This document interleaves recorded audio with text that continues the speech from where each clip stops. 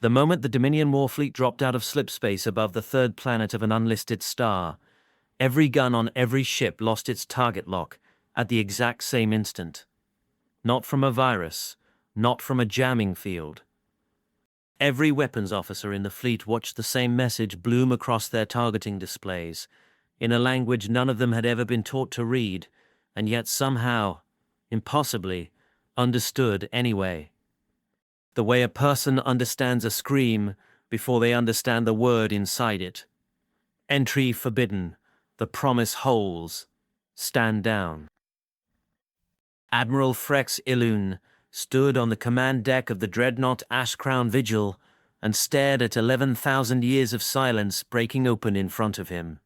"Report," he said, and his voice did not shake, because a Voss Admiral's voice was not permitted to shake, no matter what his hands were doing behind his back. Ensign Kest Arvan's claws hovered over her console, refusing to move. "Sir, the override isn't touching our software. It's in the hardware, the fail-safe architecture. It's like it was always there, waiting, and something this switched it on. That is not possible." This system was blanked on every chart in Dominion space. Uncharted, unclaimed. "It was deleted, sir," Kest said quietly. "Not unclaimed. Deleted. There's a difference." Threx turned to look at the planet on the main view screen. Blue. Green. Achingly ordinary. The kind of world his people had bled for 100 times over on the edge of Dominion space. Fought wars over, buried sons over. And this one had simply been erased from every star map his civilization had ever drawn, as though someone had reached into history itself and cut a hole where a whole world used to be. He had come here starving. He was leaving with a question that itched worse than hunger. Why hide a world this beautiful? What could possibly be worth burying that deep? He was about to find out that the galaxy had been asking the wrong question for 10,000 years. It had never been about what was worth hiding. It had been about what deserved to be trusted with silence. Behind him, the bridge crew of the Ashcrown Vigil stood frozen at their stations, weapons boards dark, navigation locked to a single heading. None of them had entered. Junior officers who had trained their whole careers to react instantly to hostile contact found themselves with nothing to react to, no incoming fire, no enemy signature, no target at all, except a planet that hung in the void exactly where a planet should not have been able to hang, according to every chart the Dominion had ever drawn.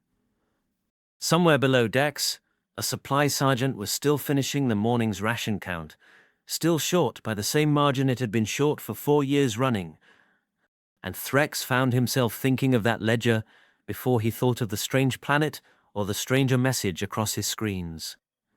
That was the thing about hunger. It arrived first in every room, ahead of fear, ahead of curiosity, and it did not leave simply because something more impossible had walked in behind it.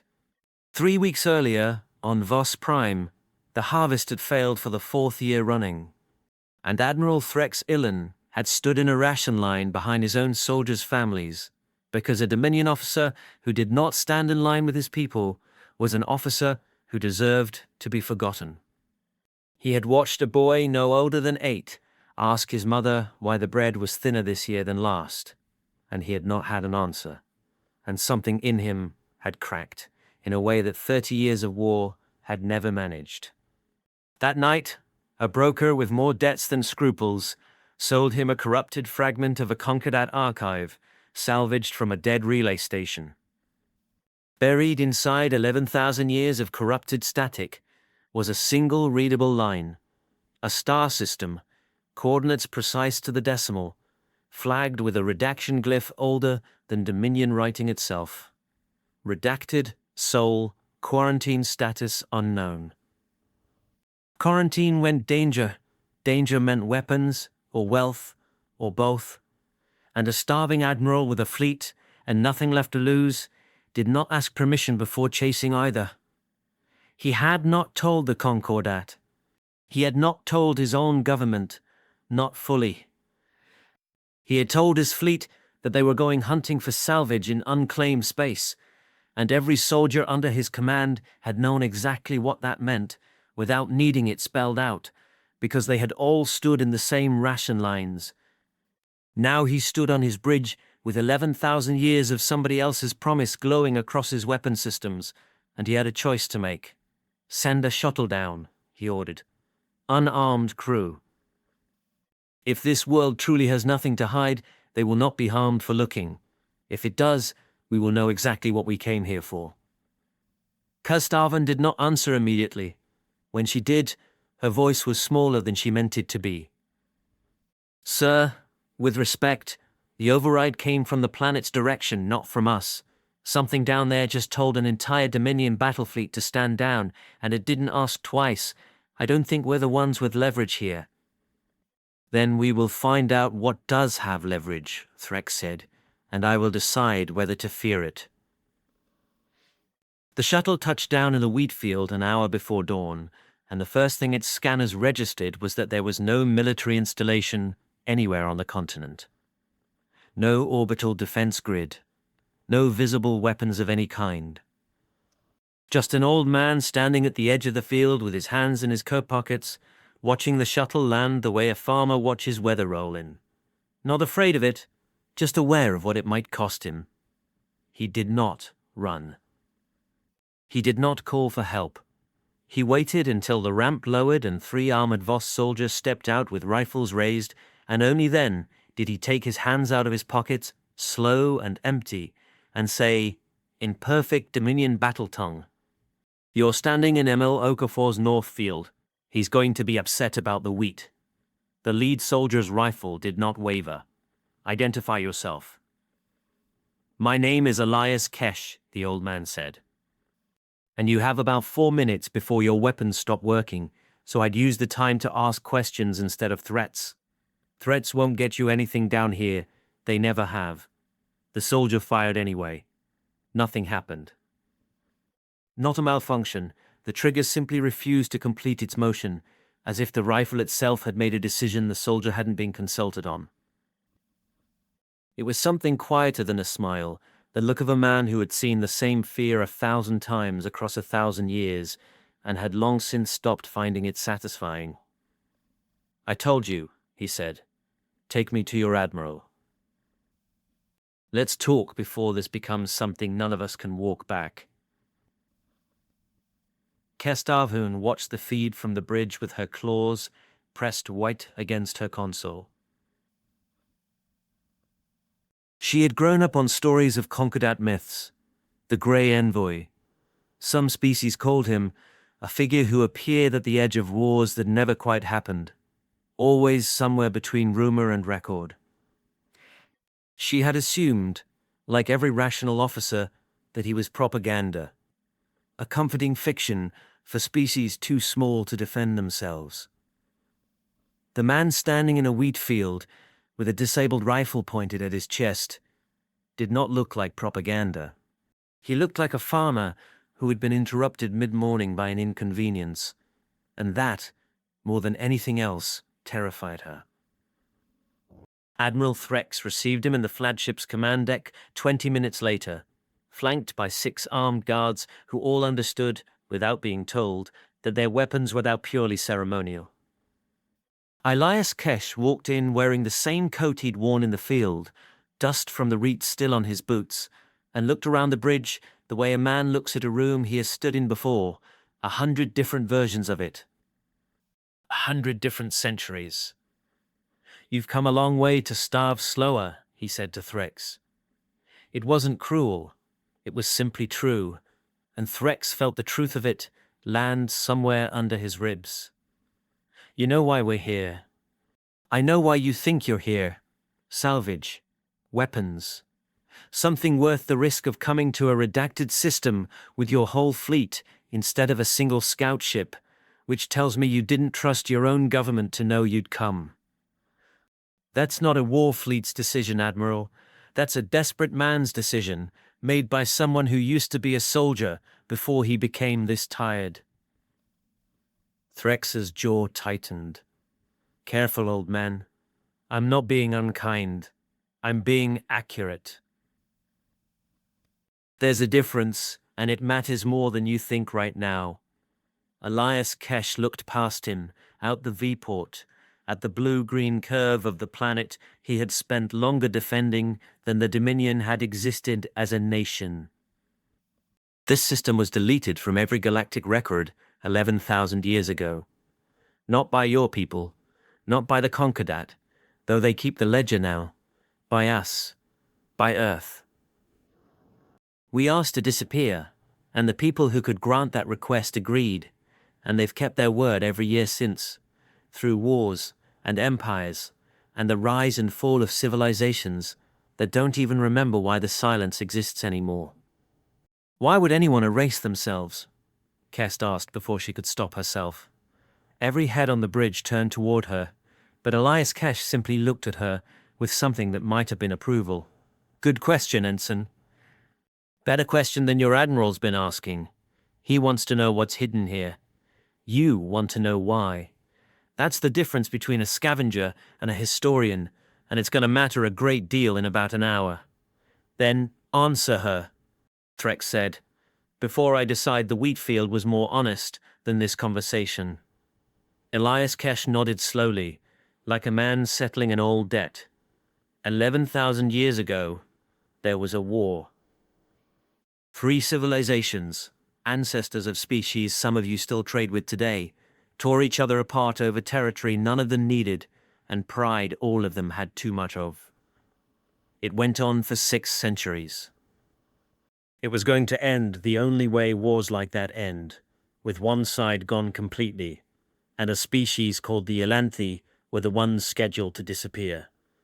Gentle people, builders, not fighters. They'd been on the losing side of a war they never wanted, and everyone with power had already decided their extinction was an acceptable cost of peace. And Earth stopped it, Kest said quietly. It wasn't a question anymore. She could feel the shape of the story arriving before he said it, the way you feel a storm before the first drop of rain. Earth stopped it, Elias Kesh agreed. Not with a fleet. We didn't have one worth mentioning back then. We were barely off our own moon. We stopped it because a handful of us were already out there, quietly, doing what humans have always done when nobody's watching, helping the side that couldn't help itself. We gave the Elanthi something the warring empires didn't expect us to have. Not a weapon, a choice. We showed them a way to survive that didn't require anyone else to die for it.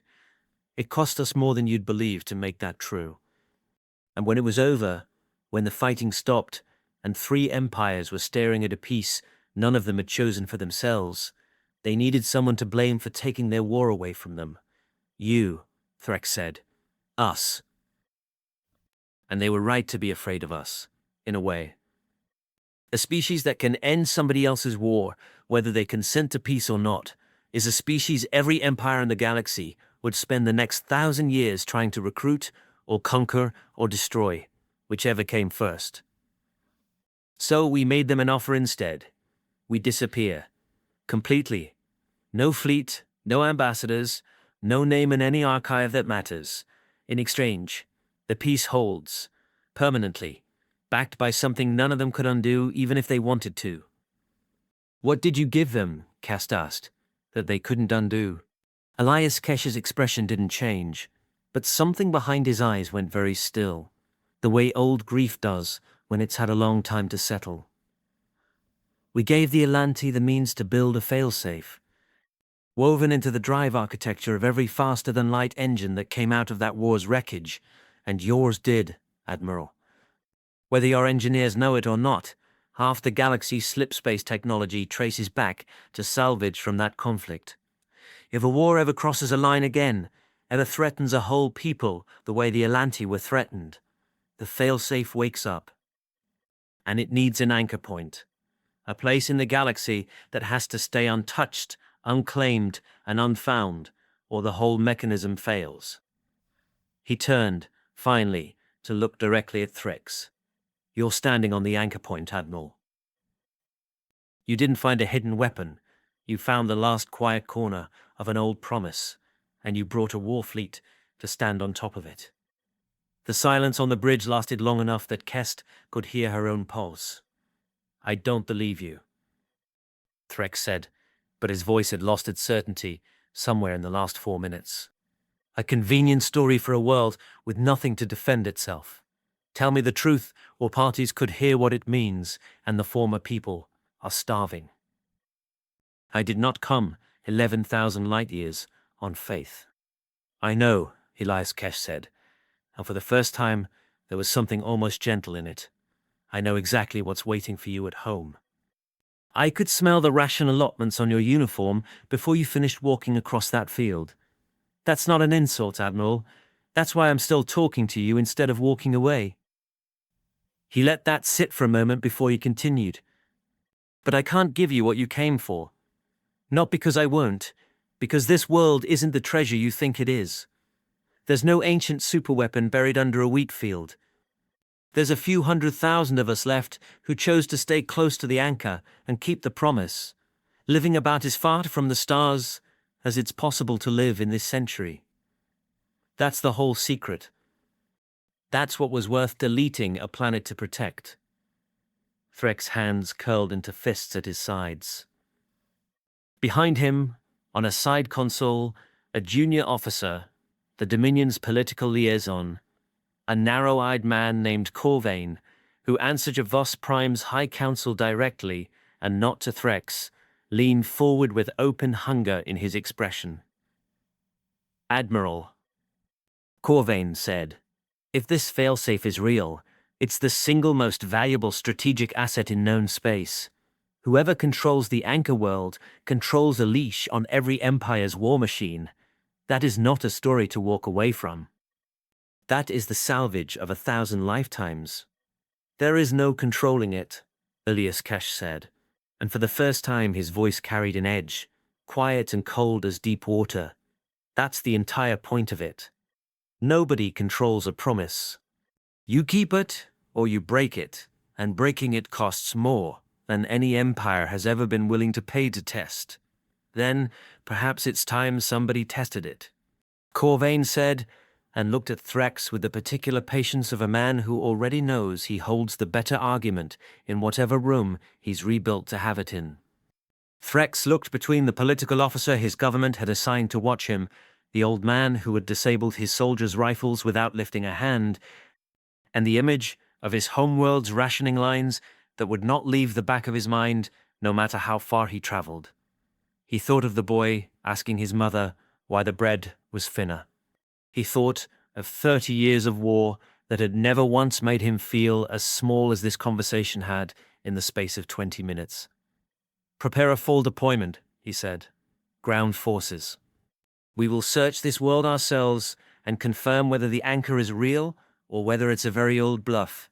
If it is real, Envoy Kesh, I intend to bring proof of it home to a people who are dying for lack of it. I am not leaving empty-handed. Not this time. Elias Kesh closed his eyes for exactly one breath, the way a man does when a conversation has gone somewhere he'd hoped, against long odds, it wouldn't. Then you should know, he said, that the last time somebody tried to force this promise open, it didn't end with a negotiation. It ended with silence, a different kind. I would very much rather it not end that way today. There are children on this world who have never seen a warship in the sky, Admiral. I intend to keep it that way. Then give me a reason to leave, Threx said. That isn't a threat. I just gave you the truth, Elias Kesh said. I don't have anything better than that. I never have. Kesh Arvum spent the next 6 hours doing the thing she was actually good at, the thing that had gotten her assigned to a fleet flagship instead of a border cutter. She read. While the ground deployment prepped in the shuttle bay, while Corvain paced the bridge murmuring into a secure channel back to Voss Prime, while Admiral Threx stood at the viewport with his hands clasped behind his back, like a man holding himself together by muscle memory alone, Kest pulled every scrap of the corrupted Concordat archive fragment they bought on the black market and ran it against every open record the Dominion's own database could reach. It took 4 hours to find the match, and when she found it, Her hands went cold. The first 3 hours had taught her nothing but frustration. Every reference to redacted systems in the Dominion's open records was second-hand at best. Myth dressed up as classification. The kind of thing junior analysts filed away and senior officers never bothered reading twice. She cross-referenced trade manifests, old war archives, even a handful of pirated concordant broadcasts her predecessor had illegally cached years ago and never deleted. Nothing matched cleanly. The glyph on the Sol system kept resisting her translation matrix in a way that felt less like corruption and more like the glyph itself had been built to resist casual reading, a lock, not a label. It was the 4th hour, cross-checking the fragment's metadata against the database of pre-concordat treaty seals that her own department had never bothered digitizing properly, that she found the anomaly. A seal used exactly once. A seal whose issuing authority field had been left blank in every surviving copy, as though whoever filed it had understood that naming the signatory anywhere public would defeat the entire purpose of the document. The redaction glyph on the Sol system wasn't a quarantine marker. She'd been reading the syntax wrong from the start, the way every Dominion analyst would, because Dominion glyph conventions marked danger and ownership the same way. This wasn't a warning about a threat. It was a seal, the specific seal used exactly once in Concordat prehistory, on a treaty document so old that most of its signatory species no longer existed under the names they'd had when they signed it. The Ember Accord, the treaty that had ended the war that nearly erased the Atlanti. And at the bottom of the treaty's corrupted metadata, barely readable, 3 words in a script her translation matrix took almost a full minute to render because it had never encountered a language attached to a living, current system before. Signatory, the people of Earth. She sat very still in front of her console for a long moment, feeling the shape of the entire last 24 hours rearrange itself around her. Everyone in Dominion space who had ever heard the old myths about deleted star systems assumed the same thing, because it was the only story that made sense to a species that had grown up on conquest. Somewhere out there, something dangerous had been locked away for everyone else's protection. Humanity itself, they all assumed, had been the thing worth quarantining, a species too violent, too unstable, too something to be allowed near the rest of the galaxy. They had it backward, completely, catastrophically backward. Earth hadn't been sealed away to protect the galaxy from what humanity was.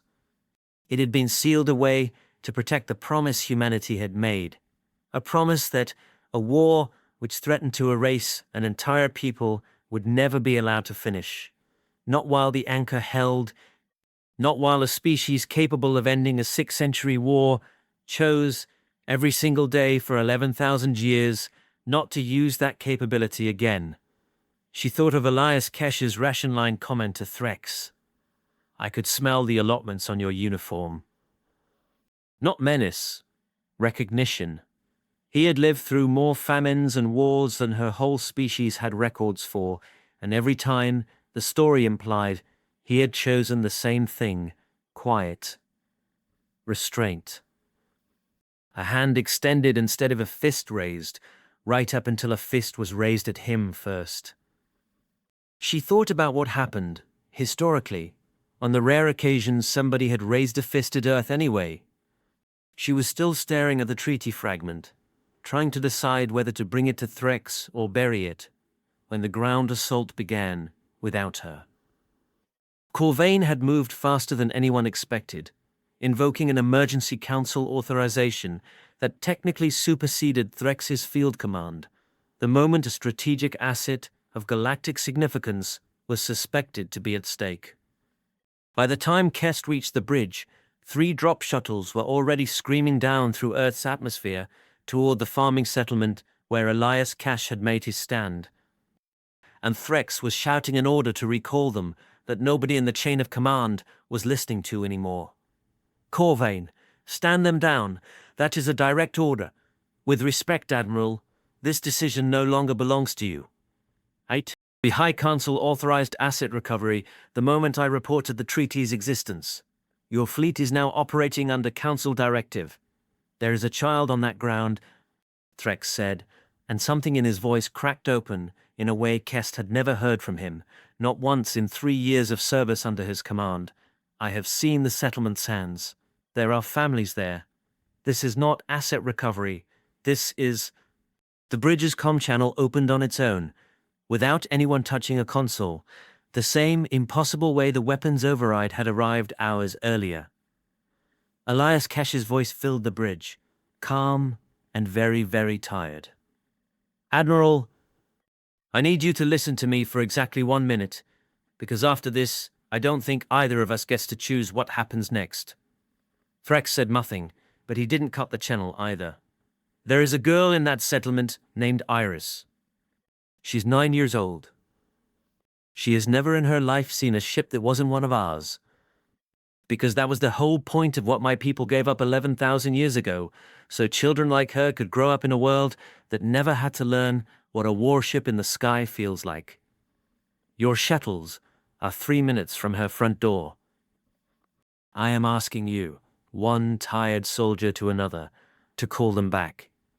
I no longer command that order, Threx said, and it came out rougher than he intended. Then I'm asking the man who does, Elias Kesh said, and for the first time, his voice found something with an edge sharp enough to cut. Corvain, I know you're listening. Here is what happens if those shuttles complete a hostile landing on this soil. The Ember Accord's failsafe doesn't ask permission, and it doesn't negotiate. It was built specifically so that no single voice, however powerful, could ever talk it out of doing what it exists to do. The instant that treaty's terms are violated by force, every faster light drive descended from Ember War salvage technology in a 2,000 light-year radius goes permanently dark. Not disabled, dark. Redesigned from the ground up permanently the way it was built to be redesigned the day this promise gets broken. Your whole fleet. Corvain, every ship in Dominion space that owes its engine architecture to that war. You would be grounding your own people for a generation to bring home a handful of farmers and an old man. There was a pause on the bridge, long enough that Kest could hear the shuttle countdown ticking on Corvain's own console, the numbers falling towards 0 with a patience that made her stomach hurt. You're bluffing, Corvain said, but there was a thread of doubt in it now, thin as wire. Corvain, listen to him, Threx said, closing the distance across the bridge in 3 strides. Look at your own console. That failsafe reached our targeting systems the instant we arrived, before a single shot was fired, before you'd even given the order. Whatever this is, it is not posturing. It reacted to our presence before we had done anything to provoke it. Do you understand what that means? It means it is already watching. It is already counting. You are gambling an entire generation of Dominion Starflight on the hope that an old man is lying to save a wheat field. And if he isn't lying, Corvain snapped back. Then we have just discovered the single greatest strategic leverage in galactic history, sitting undefended on an unlisted world, and you want me to walk away from it because a farmer asked nicely? Vos Prime is starving, Admiral. I will not explain to the High Council that we found the key to every Empire's war machine and left it in the dirt out of courtesy. It is not a key, Threx said. It was never built to be held. Listen to yourself. You are describing a weapon that ends whoever tries to use it as one, and calling that an opportunity. I have had 11,000 years to consider whether bluffing was ever worth the cost of being wrong, Elias Kesh said. I decided a long time ago that it wasn't. You have 90 seconds, Corvain. I'd use them. Kahor sounds inside, between death and rain. Whether from pride or fear of what standing down would cost him politically on Vos Prime, or the simple momentum of an order already given, the shuttles held their course, and at 11 seconds past the deadline, the first dropship touched down at the edge of the wheat field and opened its bay doors on a line of armored Dominion soldiers. What happened next did not look like a weapon at all. It looked, to every sensor reading it back to the fleet, like weather. A soft, silver static rolled up out of the ground itself, rising through the wheat like morning fog, and every rifle, every shuttle engine, every piece of hostile Dominion hardware within the settlement's boundary simply, gently, stopped. Not exploded, not destroyed. Powered down the way a candle goes out when you close your hand around it, total, final, and without a single soldier harmed. On the ground, Iris, 9 years old, barefoot, holding her little brother's hand at the edge of the field, where her mother had pulled them both back from the noise, watched armored soldiers 3 times her height stand frozen and unarmed in her family's wheat, and felt, for the first time in her short and quiet life, afraid of the sky. Elias Kesh walked out to meet them before the fear could take root any deeper. He didn't raise his voice. He didn't gloat. I wouldn't see your words because I do that, and I would see it all the battle for attending. That was the choice we made just now. It didn't have to be this gentle. It has never had to be this gentle. Every time, for 11,000 years, we chose it anyway. On the bridge, the shuttle feed cut out, replaced by a single system-wide alert scrolling across every Dominion console in the fleet simultaneously. Fail-safe threshold approached. Not crossed. Standing down. Frex read it twice before he trusted it enough to breathe. He held it back, Kest said, half to herself. He could have grounded the whole fleet, every ship in Dominion space. He had the justification. He had 90 seconds and a council order and a war fleet standing on the treaty zone anchor, and he chose the smallest possible response instead of the largest. Why? Threx said. It wasn't really a question aimed at her. It was the same question he'd been asking since the wheat field, in a dozen different shapes, and he still didn't have an answer that fit inside anything he'd been trained to understand. Kest thought of the treaty fragment still open on her console. Signatory, the people of Earth. She thought about a species that had ended the genocide without a fleet, that had given up its name and its place in history to keep a peace nobody else had the patience to keep, that had just now disabled an invading army without spilling a single drop of blood when it had every justification, every legal and moral right to do far, far worse. Because the promise was never really about them being able to hurt us if we crossed a line, she said slowly, working it out even as she said it. It was about proving, every single day for 11,000 years, that they wouldn't, even when they could. That's what made it worth trusting. Sir, I don't think we found a weapon today. I think we found out what it actually costs to keep one holstered for 11,000 years, and I don't think any of us have the first idea what that kind of restraint even feels like from the inside. Frex said nothing for a long moment. Then he turned to Corvain, whose face had gone the particular pale of a man calculating how badly his career had just been damaged and finding no comforting number. Recall every shuttle. Frex said. Now. Before he decides, gentle was a mistake. Elias Kesh met the shuttle carrying Threx himself in the same wheat field an hour later, and this time there were no guards, no rifles, no ceremony at all. Just an old man and a tired admiral standing in trampled wheat under a sky that had almost, for the first time in 11,000 years, learned the wrong lesson about the people underneath it. I could have let the failsafe finish what your political officer started, Elias Kesh said, before Threx could speak. I want you to know that clearly, Admiral, so there's no confusion later about what was offered and what wasn't. Your whole fleet, grounded for a generation, and every one of your engineers spending the rest of their careers trying to understand slipspace mathematics that predate their entire civilization. That would have been justice, by any measure your dominion would recognize. I chose something smaller instead. Why? Threx said again, and this time the word came out cracked, all the way through.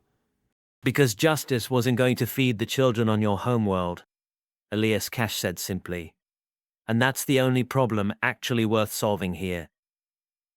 You didn't come to steal a weapon, Admiral, whatever your political officer wanted to make of it. You came because your people are starving, and you ran out of better ideas. I've been at the edge of enough desperate wars to recognize the difference between an aggressor and a man who's simply run out of road. He reached into his coat and withdrew something small, a data chit, unremarkable, the kind any merchant vessel might carry, and held it out. This is a resource conversion protocol. Old. Ilanti design, refined a few thousand years past what your engineers currently understand about agricultural synthesis. It will not fix your harvest. It will let you feed everyone on Vos Prime through the winter, and the one after, while your people work out a permanent answer of their own. I am giving it to you because you asked for something worth taking home, and this is worth infinitely more than a weapon your empire was never meant to hold in the first place. Freck stared at the chit in the old man's outstretched hand for a long moment, and something in his chest, some old armor plate welded on decades ago and never once removed, finally, quietly, came loose. I brought a war fleet to your home, he said. I gave the order that nearly triggered a mechanism that would have crippled my entire civilization's ability to travel between stars, and you are handing me the thing I actually needed. Yes, Elias Kesh said. That's rather the point, Admiral. The galaxy has spent 11,000 years assuming we disappeared because we were dangerous. We disappeared because it was the only way to prove, permanently, undeniably, that we could be trusted with exactly how dangerous we were, and never once needed to use it to get what we actually wanted. You didn't come here for a weapon today. You came here hungry. I'd rather solve that. Threx took the chit. His hand was not entirely steady. What do I tell my council? He asked. What do I tell the galaxy about what's really out here? The truth, if you're brave enough to carry it, Elias Kesh said. That Earth was never a threat worth deleting. It was a promise worth keeping.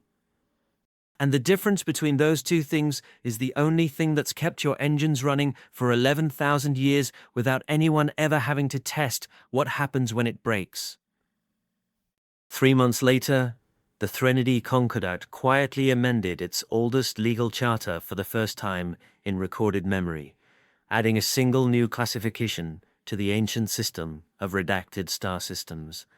Not quarantine, not danger, but held by consent.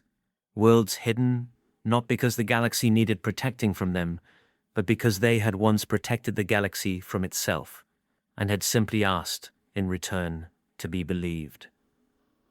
Corvain was quietly reassigned to a records posting on the far side of Dominion space, a demotion dressed up as a transfer, and never spoke publicly again about what he had nearly cost his people.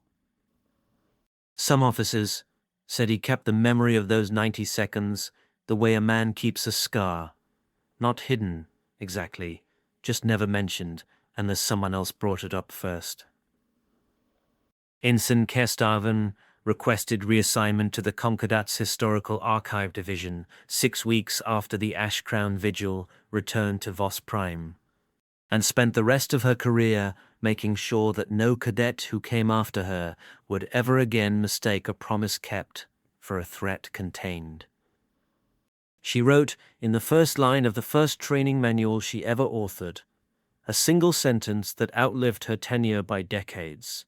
The most dangerous thing in a galaxy is not a species that cannot be stopped, It is a species that can and isn't.